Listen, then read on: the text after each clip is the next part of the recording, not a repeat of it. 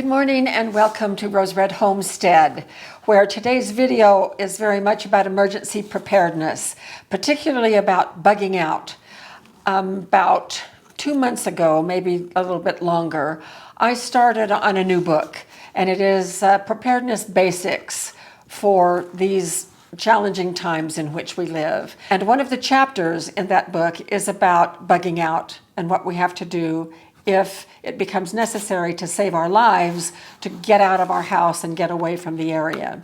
As I was writing and researching and having good conversations with Jim about what we wanted in this book, one of the things that we discovered in our conversations is that both of us had a concern, the same concern.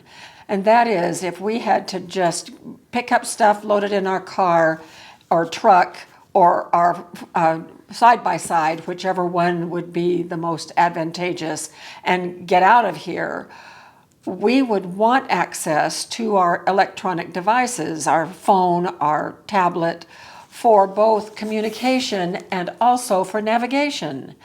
And we wondered, how could we charge it? Because we're not going to have electricity if we have to leave and go, especially if we have to be in the wilderness for a period of time.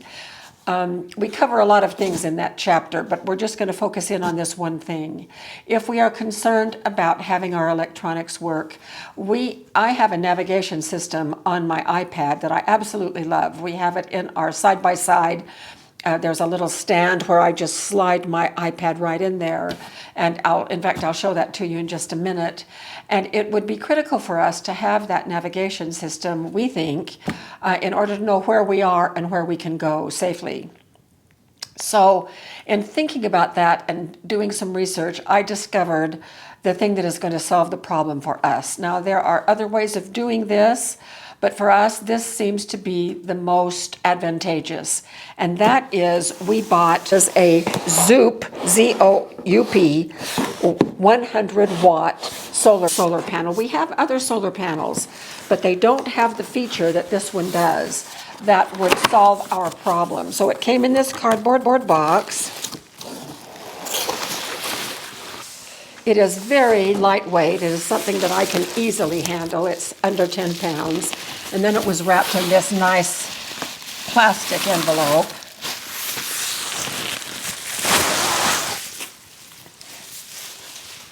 And here it is. It opens up like this, and these are the panels themselves. And then it sits up, and it has legs that prop it out. Now, I'm sure that any of you who have dealt with solar panels before already know this, but I'm just going to review one thing about solar panels. If this is the solar panel itself, I could hold this up, but it would block the camera, so I'm just using this little model of this. What we want to have is having the sun's rays come in to where they strike the face, this face right here, breeze. Well, the sun doesn't come in that way, so we're not going to want to. The sun's rays aren't, we can't adjust those. They come in how they come in, which is usually for us at about a 40-degree angle. And so we need to tilt our panels to where they are receiving the rays of the sun at a 90-degree angle for most efficiency. And because the sun appears to move across the sky during the day, it doesn't really, because the sun is stationary and the earth is turning, but it appears to us on earth that the sun is moving across the sky. We have to go out there and shift the position of those solar panels several times during the day. Now, here is the feature that let me show you several features. In this little envelope on the back, this little zipper pouch, this is one of the legs. Here are the things that it comes with. Instructions, of course, and then it comes with this cable, and this is a nice long cable. But look at the advantage here. Look at the different fittings that are at this tip end. Now, this is the one that would fit into our Bluetti if we were going to be charging a Bluetti. And then this fits over the top, as we have discovered here, and it would receive right here any of these. If this isn't the right end that fits whatever you have to plug in, I bet it's right here. And this came with this solar panel. So how great is that? And then another really great feature is right here. And this is a USB controller. And I'm going to prop this up so Jim can get a look right here at these ports.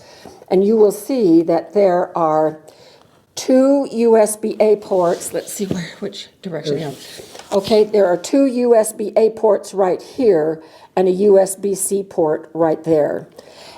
You can put your charging cords right in there, open up the solar panel, and just the virtue of the sun hitting the panel will produce wattage that you can charge things directly from this little controller right here, with no other appliance or any other piece of equipment is needed.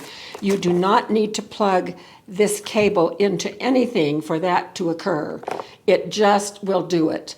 And so we could grab this solar panel as part of our bug out equipment, get it in whatever vehicle we're going to take, and we would have the wherewithal to where we could keep our devices charged for the communications and navigation that we need.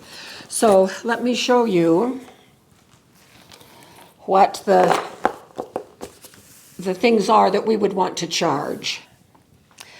Jim and I both have iPhones and we have Apple Watches. And both of those devices need to be charged about once a day, usually. And so that means we would have to plug in every day to keep things charged. But we also have, and these aren't the only ones that we have, but we also have several different kinds of battery banks.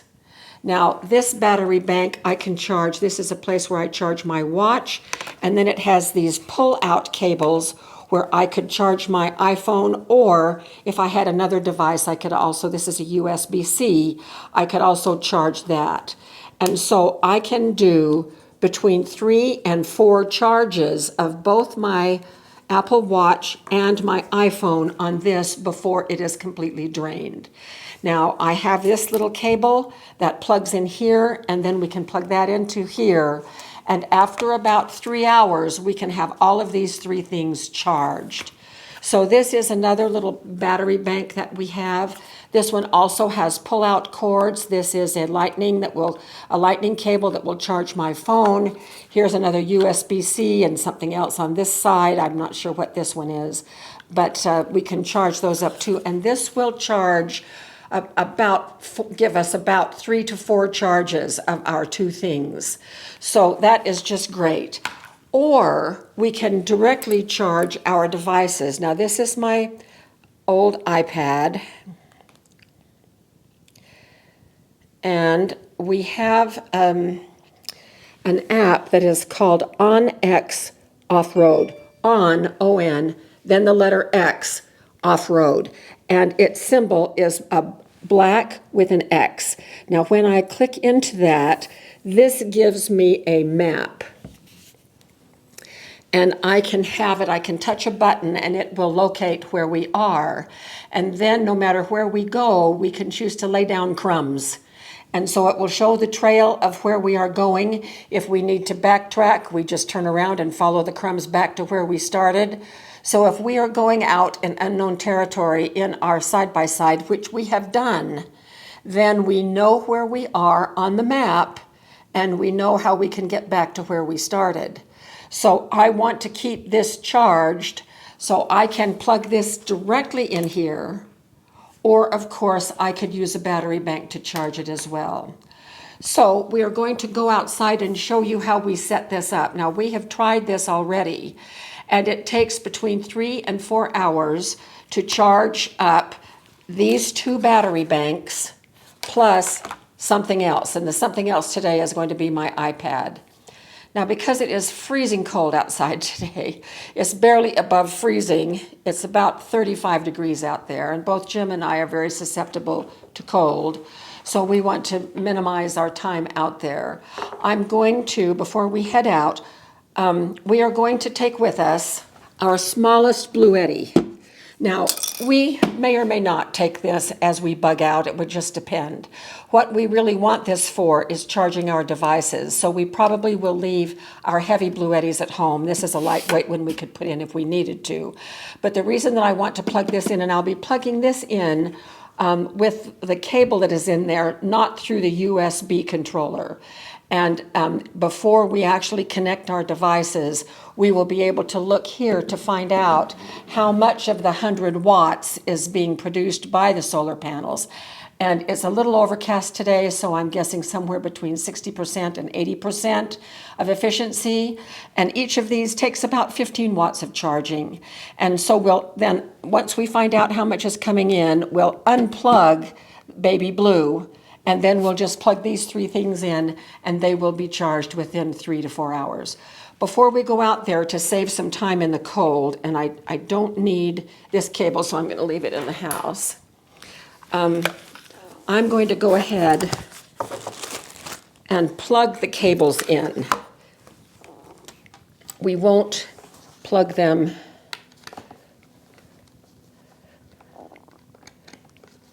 We won't plug the devices in, but I am going to plug the cables in. I'm doing this blind. That's okay. So just to save a little bit of time out there in the cold.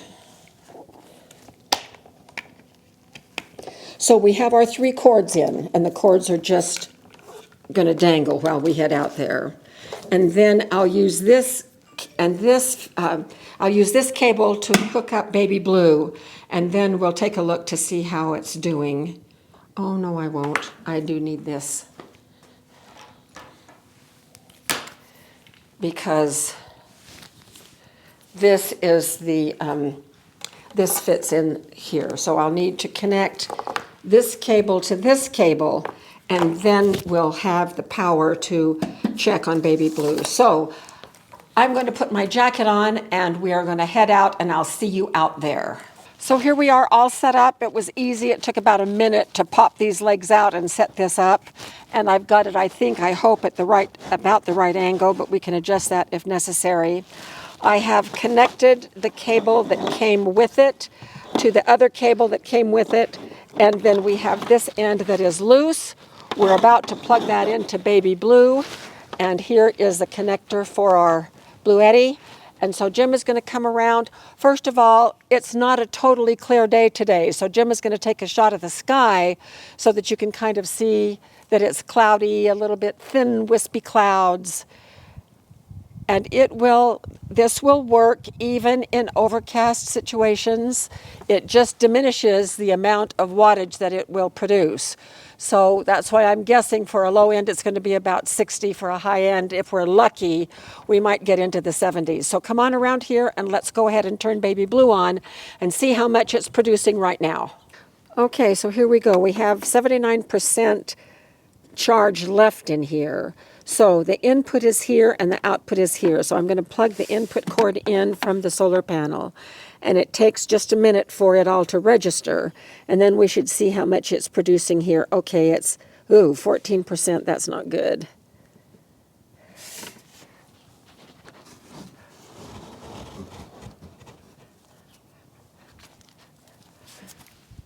Oh, there we go, 70%. Wow, that is good.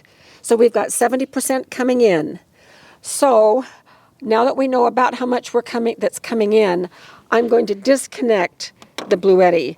So I've disconnected. There's no plug here now. This is now off. I'm setting it aside. We're going to now plug in the 3 things that we're going to charge today. Here's my lightning cable for my iPad. You heard the ding. It's being charged.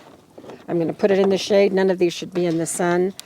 This is a USB-C tip, so I'm going to plug that in right here. And I'm looking at the charging lights. They are blinking. They're too tiny for you to be able to see online. I mean, with a camera, I don't think you can see. There's no way we can see. But they are blinking, so that's being charged. And here is the other USB-C tip that is going here. And so it's 76% charged already. This is blinking, which means that power is coming in. So we've got power coming in to all three things. So I'm going to leave these in the shade for probably 3 or 4 hours, and we'll come back later today and let you know how much everything has charged up. Well, it has been 3.5 hours. We started when the sun was over here, and now it is over there. Right now, it is pulling.